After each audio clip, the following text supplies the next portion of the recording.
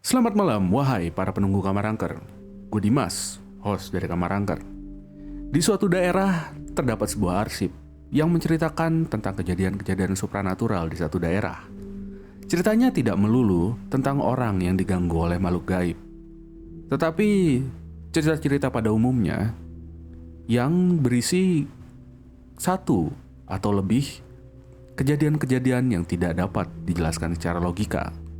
Salah satu cerita dari arsip tersebut adalah kisah tentang satu orang pemilik rumah makan yang mendapati bahwa pembelinya bukan seperti yang dia kira.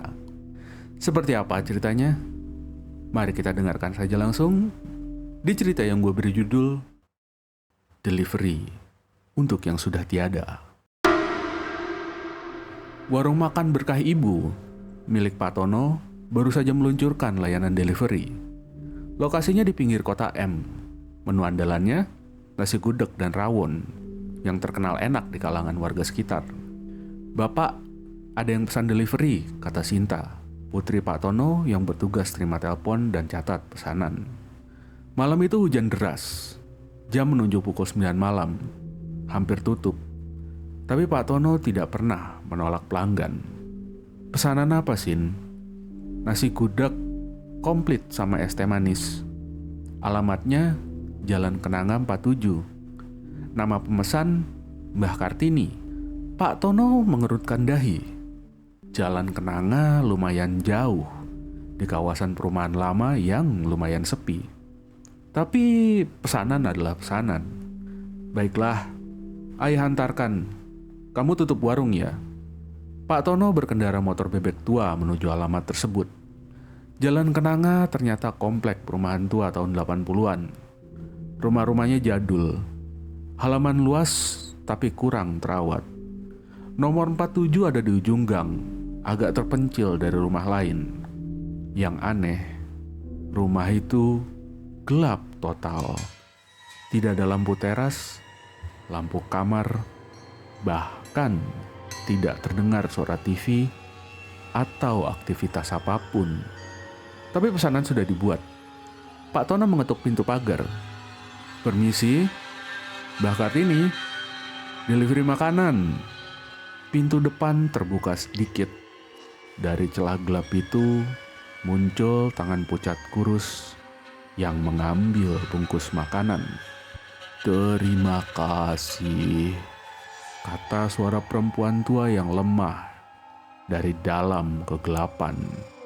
Tangan yang sama menyerahkan uang, pas sesuai harga, dalam bentuk uang kertas lusuh. Pak Tono tidak sempat lihat wajah pemesan karena di dalam benar-benar gelap. "Sama-sama, Mbah. Hati-hati makanannya." Pintu langsung tertutup. Pak Tono pulang dengan perasaan sedikit aneh, tapi tidak terlalu dipikirkan. Keesok harinya saat buka kas warung, Pak Tono kaget. Uang yang diberikan Mbah Kartini semalam sudah berubah jadi daun kering yang rapuh. Dia pikir mungkin keliru ambil uang, atau mungkin ada yang iseng ganti uangnya dengan daun. Aneh banget, gumam Pak Tono. Padahal kemarin jelas-jelas uang kertas. 2 hari kemudian, telepon masuk lagi. "Pak, ada pesanan lagi dari Mbah Kartini. Alamat sama, pesanan sama," lapor Sinta. Pak Tono ragu, tapi bisnis tetap bisnis. Malam itu diantar lagi ke Jalan Kenanga 47. Situasinya persis sama. Rumah gelap total, tangan pucat yang menerima makanan dari balik pintu, suara perempuan tua yang berterima kasih, dan pembayaran dengan uang kertas lusuh. Pagi harinya, uang itu lagi-lagi berubah jadi daun kering. "Sin, ini aneh banget. Masa uang bisa jadi daun?" Pak Tono tunjukkan daun kering itu ke putrinya. "Mungkin ada yang jahil, Pak. Atau mungkin Bapak ketukar uang." Pak Tono mulai curiga. Dia putuskan kalau ada pesanan lagi dari alamat itu, dia akan lebih teliti. Seminggu kemudian, pesanan ketiga datang. Kali ini Pak Tono bawa senter kecil dan coba intip ke dalam rumah saat menyerahkan makanan. Rumah itu bukan hanya gelap, tapi juga pengap, berbau aneh seperti udara yang sudah lama tidak berganti. Tangan pucat itu muncul lagi. Tapi kali ini Pak Tono sempat lihat lengannya. Kurus sekali, kulitnya seperti kertas, dan ada bintik-bintik hitam. "Mbah, kok lampu tidak dinyalakan? Gelap sekali," tanya Pak Tono hati-hati.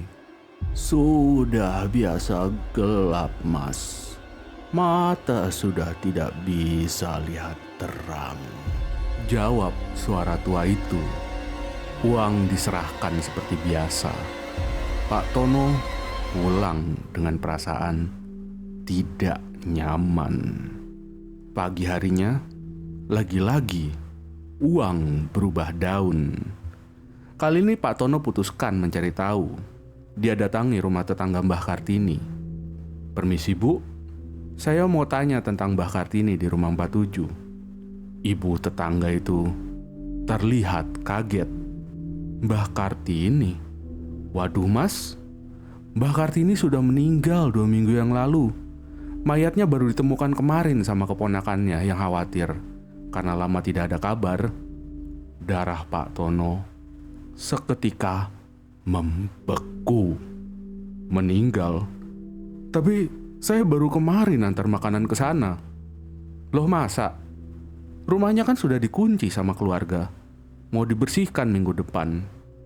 Pak Tono berlari ke rumah nomor 47.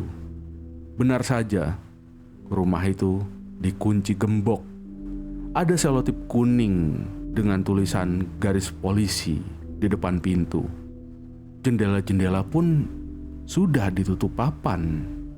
Tapi yang membuatnya merinding, di depan pintu ada 3 bungkus makanan kosong yang persis sama dengan yang diantarkan 3 kali terakhir.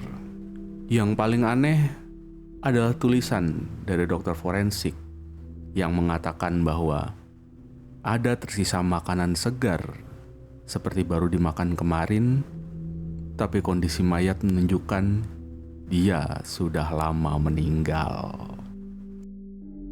Segitu dulu dari gue. Terima kasih udah mendengarkan. Kalau kalian suka, kalian bisa like dan subscribe channel ini. Dan seperti biasa, have a nice nightmare.